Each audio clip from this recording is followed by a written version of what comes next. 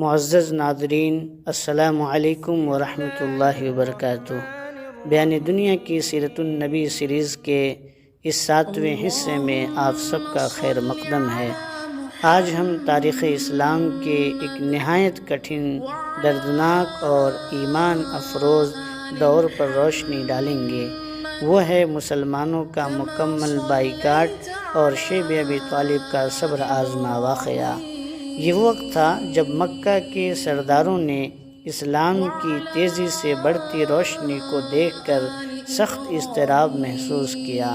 لوگ گروہ در گروہ نبی کریم صلی اللہ علیہ وسلم کے دست مبارک پر اسلام قبول کر رہے تھے، تو دوسری طرف قریش کے سرداروں کو خدشہ ہوا کہ اگر یہ دعوت اسی طرح پھیلتی رہی تو ان کی سرداری اور جھوٹی برتری ختم ہو جائے گی۔